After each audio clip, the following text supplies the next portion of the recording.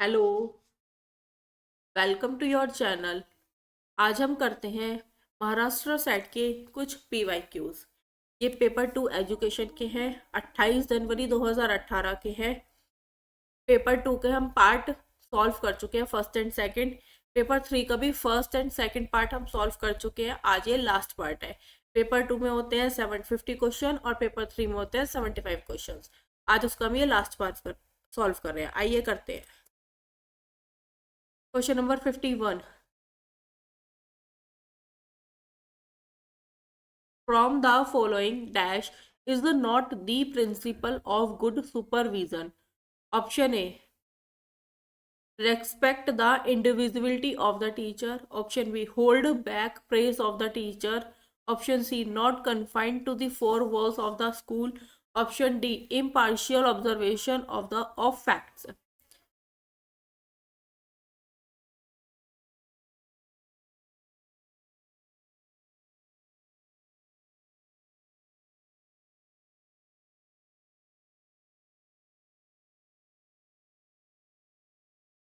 Not the principle of good supervision.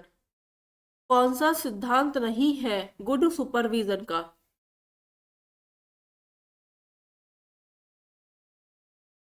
शिक्षक की व्यक्तिगता का सम्मान करें।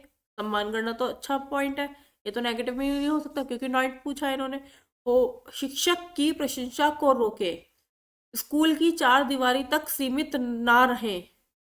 तो ना रहे अगर ये होता confined to the four walls of the school तो ये आंसर हो जाता, लेकिन इन्होंने पहले कह दिया नॉट, तो ये भी नहीं हो सकता। इम्पार्शियल ऑब्जर्वेशन ऑफ फैक्ट्स, ये भी गलत। तो नॉट पूछा तो कौन सा आंसर होगा? शिक्षक की प्रशंसा को रोके। Option number B is the correct answer. Question number 52। The basic purpose of supervision is. Basic purpose क्या है सुपरविजन का? Option A, organise the working of the school. Option B, operate the school. Option C, improvement in the working of school. Option D, direct the working of the school. Supervision का basic purpose क्या है? तो उसको होगा improvement in the working of the school, विद्यालय के काम काज में सुधार करना। ये बेसिक पर्पस है सुपरविजन का। तो आंसर होगा ऑप्शन नंबर सी। ऑर्गेनाइज करना, ऑपरेट करना, डायरेक्ट करना, ये काम बेसिक पर्पस में नहीं आते, ठीक है, सुपरविजन के। Question number 53। Leaders who are generally indifferent to the organisation and work are called. जो नेता है आमतौर पर संगठन और काम के प्रति उदासीन होते हैं उन्हें कहा जाता है autocrat, कॉम्प्राइ कंपो कॉम्प्रोमाइजर, disaster, missionary.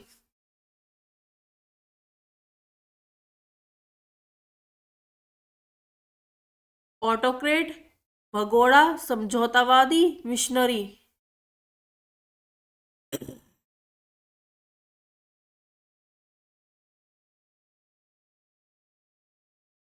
Question number 53 का होगा आंसर नंबर बी, कॉम्प्रोमाइजर, भगोड़ा। Question number 54। From the following dash is not a feature of administration. Administration का इनमें से कौन सा विशेषता नहीं है? Option A, plan. Option B, stimulate. Option C, diagnose. Option D, inspect.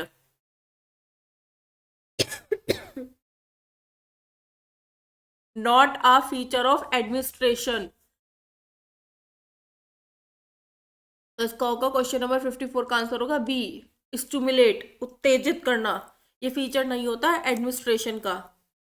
Plan करना, डायग्नोस करना, इंस्पेक्ट करना, ये फीचर होते हैं।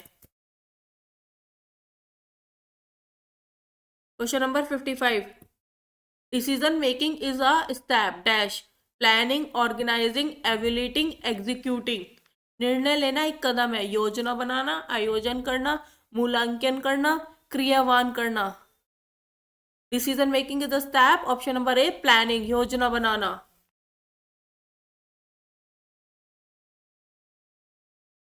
Question number 56। For any teacher who wants to evaluate his student, then evaluation process starts from। कोई भी एक teacher है जो इवेल्युएट करना चाहता है, मूल्यांकन करना चाहता है अपने छात्रों का, तो एवेल्यूशन मूल्यांकन प्रोसेस कहाँ से स्टार्ट होगा? Option A, fix the teaching objective, हम टीचिंग ऑब्जेक्टिव को फिक्स कर दें। Dash B, select the evaluation tool, evaluation tool को सिलेक्ट कर ले। Option B C, fix the evaluation question, evaluation question को फिक्स कर दे कि सबके लिए एक ही क्वेश्चन एक जैसे ही। Option D, fix the type of question for evaluation, type question type fix कर दे मूल्यांकन के लिए कि ऐसे ही क्वेश्चन पूछेंगे, यही क्वेश्चन टाइप रहेंगे मूल्यांकन के लिए। कौन सा होगा?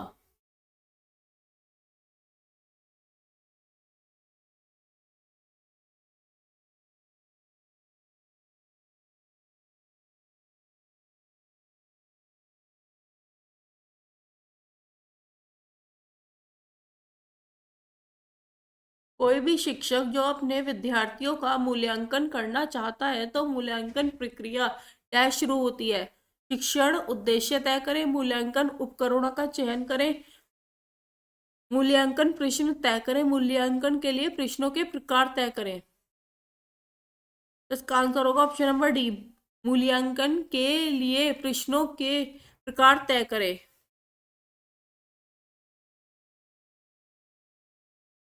Fix the type of question for evaluation.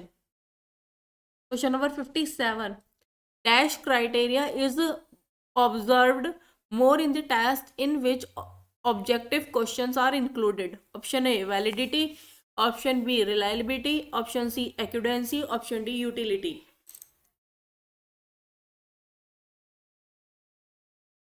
कौन सा क्राइटेरिया है जिसमें ज़्यादा टेस्ट देखें, ऑब्जर्व करते हैं हम कि ऑब्जेक्टिव क्वेश्चंस भी इंक्लूडेड हों? Validity, reliability, accuracy, utility. तो ऑप्शन आएगा इसका वैलिडिटी, वैधता। Option number A is the right answer. Question number 58, if an attitude, एक मिनट,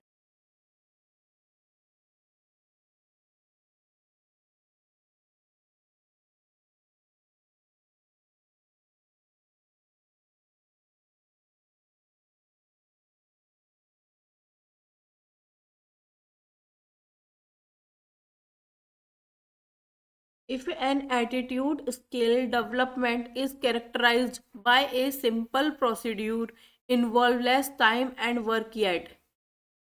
एक एटीट्यूड स्किल है, characterized by a simple procedure, less time and work yet, provide good reliability, the method will be. Okay. Option number A, third stone method of pair comparison. Option B, option C, option D.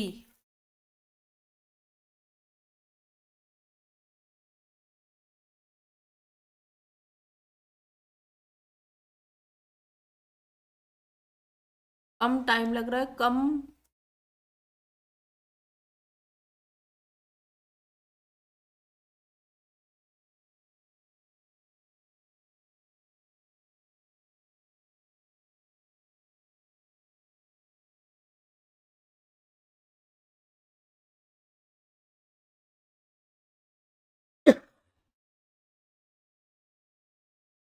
यदि किसी अभिव्यक्ति पैमाने के विकास की विशेषता एक सरल प्रक्रिया है जिसमें कम समय और कम लागत है, फिर भी अच्छी विश्वसनीयता प्रदान करता है, तो विधि होगी।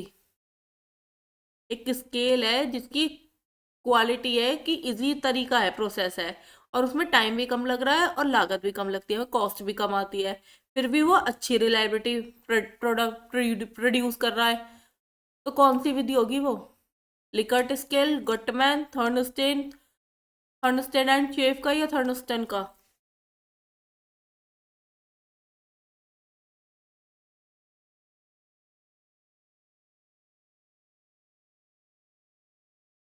इसका होगा लिकर्ट स्केल, ऑप्शन नंबर सी।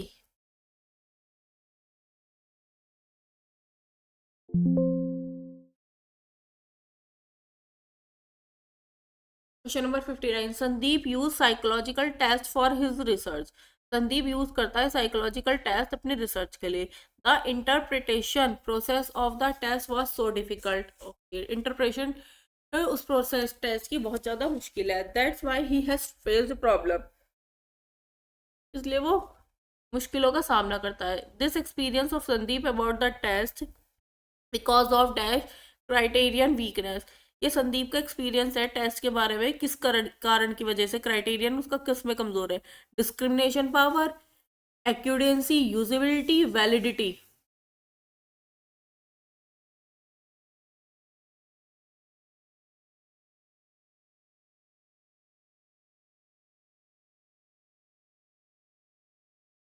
संदीप अपने शोध के लिए मनोवैज्ञानिक परीक्षणों का उपयोग करता है।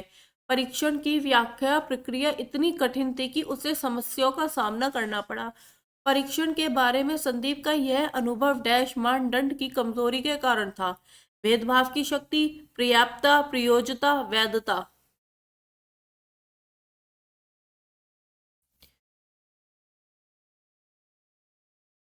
तो 59 का ऑप्शन नंबर होगा C, usability is the right answer. Question number 60. Interchange the question in between two tests prepared by Anil. Then there is no change like the two tests. So this method was used by Anil to test the reliability of the test. Test, retest, parallel forms, split half, rational equivalence. Anil द्वारा तैयार किए गए दो परीक्षणों के बीच प्रश्नों को आपस में बदल दे, फिर दोनों परीक्षणों की तरह कोई बदलाव नहीं होगा। इसलिए डैश परीक्षणों की विश्वसनीयता का परीक्षण करने के लिए अनिल द्वारा विधि का प्रयोग किया गया था। टेस्ट, रीटेस्ट, समांतर रूप, विभाजित आधा, तर्क संगत तुल्यता।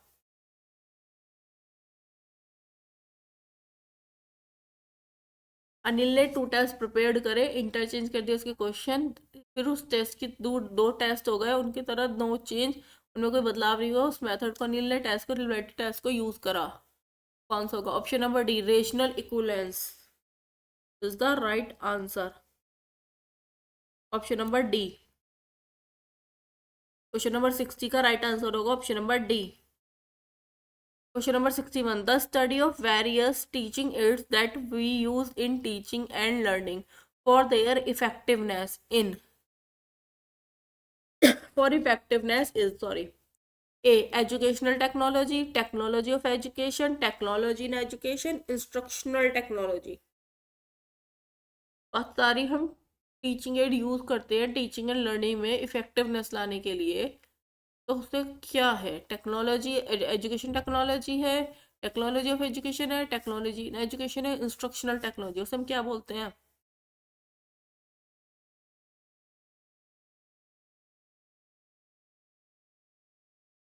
हम टेचिंग एड्स यूज कर रहे हैं टीचिंग में और लर्निंग में, अपनी टीचिंग लर्निंग को इफेक्टिवनेस बढ़ाने के लिए, तो उसे हम क्या बोलेंगे? Technology in education. Option number C is the right answer. Question number 62, correct sequence बताना है इसका। The approach in education, school education is as follows. Option, input, process, diagnose, feedback, output. Input, diagnose, process, feedback, output. Input, counselling, process, testing, output. Input, process, counselling, feedback और output. सही क्रम बताना है इनका। ये option A, option B, option C, option D में चारों में ही पहले इनपुट इनपुट दे रखा है, तो पहले तो इनपुट इनपुट आएगा ही, लास्ट में आउटपुट दे रखा है, तो इनपुट स्टार्टिंग में ही आएगा और लास्ट में आउटपुट आएगा, ये बात क्लियर है। फिर क्या क्या आएगा? प्रोसेस आएगा, डायग्नोस आएगा या काउंसलिंग आएगा? पहले इनपुट करेंगे, फिर हम उसके बाद डायग्नोस करेंगे, उसके बाद प्रोसेस आएगा, फिर फीडबैक आएगा, फिर आउटपुट आएगा। Option number B is the correct answer. Input, निदान परीक्षण, प्रक्रिया, feedback, output. Question number 33, common field of experience of sender and receiver is communication. This definition of communication is given by, ये definition किसने दी है? Common field है experiences का of sender and receiver is communication. Shannon and Weaver, Schramm, Newcomb, Miller.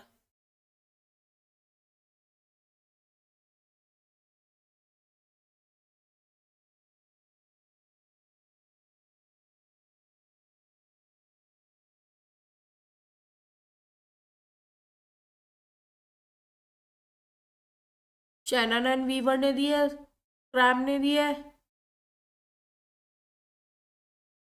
Newcom ने दी है, Miller ने दी है।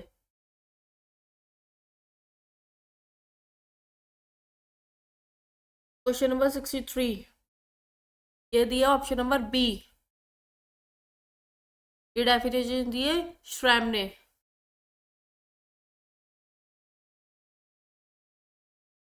Question number 64, if we want to see the eligibility of the candidate for a specified job then we have to use dash test. अगर हम देखना चाहते हैं एक विशेष जॉब के लिए कैंडिडेट की एलिजिबिलिटी, तो हमें कौन सा टेस्ट करना होगा? Criterion reference, norm reference, achievement, diagnose. यदि हम किसी विशिष्ट नौकरी के लिए उम्मीदवार की योग्यता देखना चाहते हैं तो हमें डैश परीक्षण का उपयोग करना होगा। Criteria, norm, achievement, diagnostic. Eligibility की बात हो रही है यहाँ। एलिजिबिलिटी की बात क्या में होती है? क्राइटेरिया में। जैसे यूजीसी नेट का एग्जाम देते हैं हम, तो उसमें पहले से ही हमें पता होती है क्या, कि इतनी हमारी ये तो क्वालिफिकेशन होनी चाहिए, हमारी पोस्ट ग्रेजुएशन होनी चाहिए, या तो 50% होनी चाहिए, 50% होने चाहिए, 50% होनी चाहिए, 55% होनी चाहिए। ये हमें पहले से ही बताया गया है, तो ये हमारी क्या है? एलिजिबिलिटी। एलिजिबिलिटी है तो ये हो गया क्राइटेरियन स्पेसिफाई जॉब के कैंडिडेट की।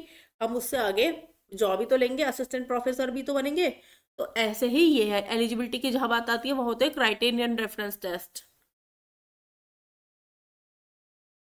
Option number 65, program learning is based on dash theory of learning. Program learning किस पर आधार है? थ्योरी ऑफ लर्निंग पे, पावलोव पे, हल्क पे, थॉर्नाइट पे, स्नीकर स्नीकर पे, sneak Skinner. Slip of tongue हो जाती है, स्लिप, कोई कोई प्रोनाउंसिएशन में मिस्टेक हो जाती है बोलने में।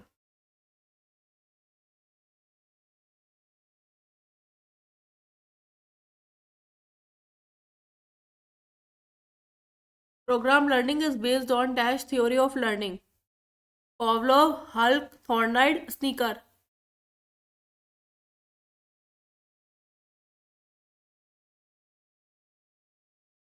Option number D, Skinner. Program learning किस पर बेस्ड है? थ्योरी ऑफ लर्निंग पे, स्नीकर पे। 65,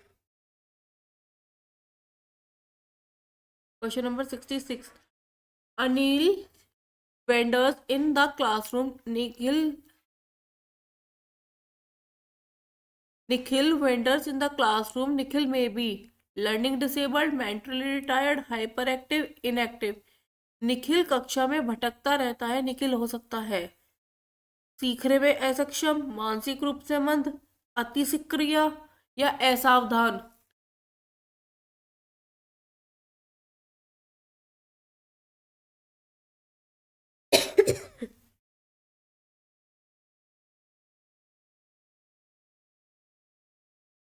तो भटकता रहता है क्लास में, तो इसका आंसर होगा लर्निंग डिसेबल्ड। उसे कुछ चीजें में समझ नहीं आ रही, वो सीखने में असक्षम है, इसलिए वो परेशान इधर से उधर घूमता रहता है। Question number 67, Varun unnecessarily speak very fast, this reason is that. यहाँ पे शी नहीं आएगा, यहाँ पे ही आएगा। He has dash problem. Varun Anu Varun बहुत ज्यादा तेज बोलता है, अन मतलब जितनी जरूरत है उससे भी ज्यादा तेज बोलता है। This reason is that he has dash problem, इस कारण की वजह से दिखाता है कि उसमें कोई प्रॉब्लम है। किसकी? हियरिंग की, सुनने की, स्पीकिंग बोलने की, लर्निंग डिसेबिलिटी सीखने में, या मेंटल रिटार्ड या मानसिक मंदता। कौन सी प्रॉब्लम है वरुण के अंदर कि वो बहुत ज्यादा फास्ट बोल रहा है?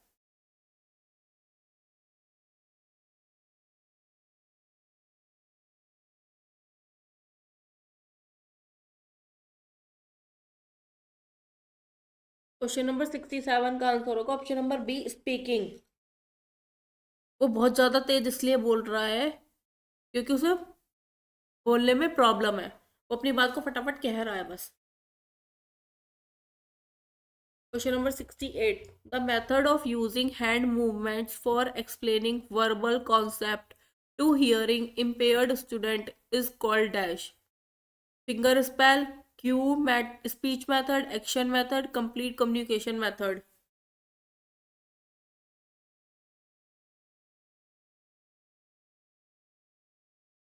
कोई कॉन्सेप्ट आपको, वर्बल का मतलब होता है ओरली, मौखिक रूप से नहीं, वर्बल का मतलब होता है ओरली,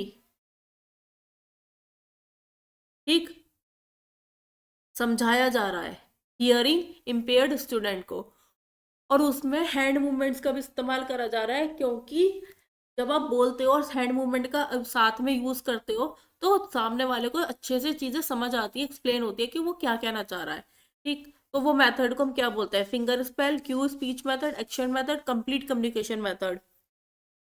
आप किसी चीज को बोल रहे हो वर्बली ऑरली, और उसको हैंड हैंड एक्सप्रेशन भी कर रहे हो अपने, तो क्या मेथड होगा, उसे क्या बोलेंगे हम, complete communication method, action method, Q speech method, finger spell method.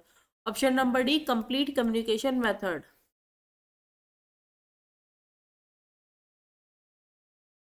Question number 69, the prominent feature of A 5 year old child whose IQ is less than 24 being। अच्छा, 5 साल के बच्चे का IQ 24 से भी कम है, उसमें प्रमुख विशेषता क्या है। पूरी तरह से दूसरों पर निर्भर होना, दूसरों द्वारा बताई गई बातों को समझने में सक्षम होना, सामाजिक रूप से समायोजित होने में सक्षम होना, पढ़ने में पूरी तरह से स्वतंत्र होना।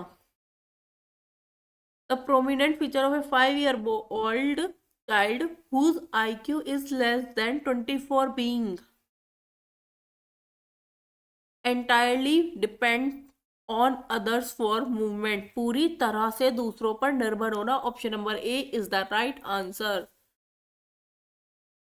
Question number 70, the behaviour of asking questions continuously is primarily seen in dash student. ऐसा व्यवहार देखा गया है, जो वो बच्चे लगातार क्वेश्चन पूछते रहते हैं, वो कैसे होते हैं, मेंटली रिटायर्ड होते हैं, विजुअली इम्पेयर्ड होते हैं, गिफ्टेड होते हैं, या लर्निंग डिसेबल्ड होते हैं। लगातार सवाल पूछने का व्यवहार मुख्य रूप से डैश छात्रों में देखा जाता है, मानसिक रूप से मंद, दृष्टिबाधिता, प्रतिभाशाली, सीखने में असक्षम। ऐसे बच्चे होते हैं गिफ्टेड, क्योंकि उनमें क्यूरियोसिटी होती है, जानने की जिज्ञासु होते हैं, वो हर चीज को जानना चाहते हैं, इसलिए वो क्वेश्चंस पूछते हैं। तो ऑप्शन नंबर होगा C, gifted. Question number 71, which one of the following is not true of a refresher course. Refresher course के लिए कौन सी बात सही नहीं है। Option number A, to give information about teaching profession. Option B, to introduce new ideas. Option C, to introduce new methods and techniques of teaching. Option D, to update the knowledge.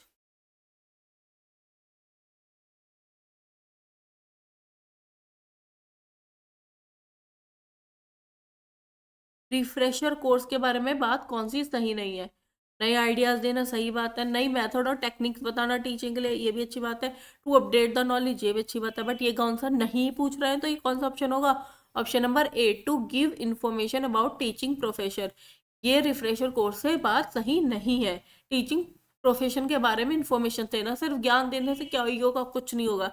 Ideas बताओ, methods बताओ, update knowledge को करो, technique करो, ये काम आएंगे, ठीक है। क्वेश्चन नंबर 17 का आंसर नंबर होगा A, to give information about teaching profession. Question number 72, dash should be used for admission of a teacher education course. Option number A, interest inventory. Option B, intelligence test. Option C, aptitude test. Option D, achievement test. शिक्षक शिक्षा पाठ्यक्रम में प्रवेश के लिए dash का प्रयोग किया जाना चाहिए। रुचि सूची, बुद्धि परीक्षण टेस्ट, योग्यता परीक्षण, उपलब्धि परीक्षण। Admission of teacher education courses में क्या इस्तेमाल होना चाहिए, एप्टीट्यूड टेस्ट, योग्यता test. Option number C is the right answer. Question number 73, which one which of the following is not the device for modification of the teacher behavior? या modification of teacher behaviour कौन सा device नहीं है? Stimulated social skill teaching, micro teaching, interaction analysis, character development.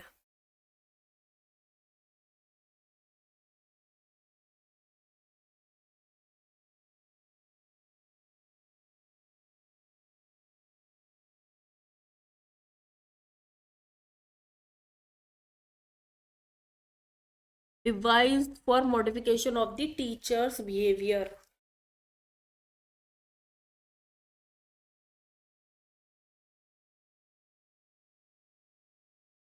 Option number D, character development, क्योंकि device पूछा है इन्होंने। Question number 74, there should be an independent channel on television exclusively for education. This recommendation was given by। एक independent channel होना चाहिए TV पर सिर्फ education के लिए, ये रिकमेंडेशन किसकी थी? रामामूर्ति कमेटी की, नेशनल एजुकेशन पॉलिसी 1986 की, नेशनल करिकुलम फ्रेमवर्क 2005 की 2005 की, या national curriculum framework for teacher education 2009 की।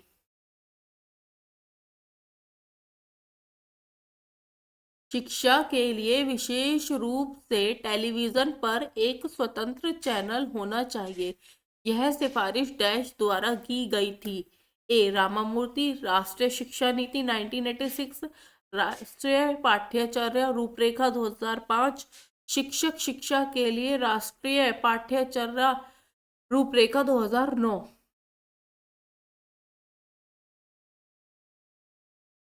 ये दी थी नेशनल एजुकेशन पॉलिसी 1986 ने। और ये हुआ कब है? अब आप देख रहे हो एक चैनल बन गया है, डीटीएच चैनल स्वयं प्रभा, उस पर एजुकेशन के कंटेंट दिखाए जा रहे हैं। स्वयं का आ गया है, अब अलग अलग आ गए हैं। जब रिकमेंडेशन कब दी गई थी? 1986 में नेशनल एजुकेशन पॉलिसी ने दी थी। ठीक, आगे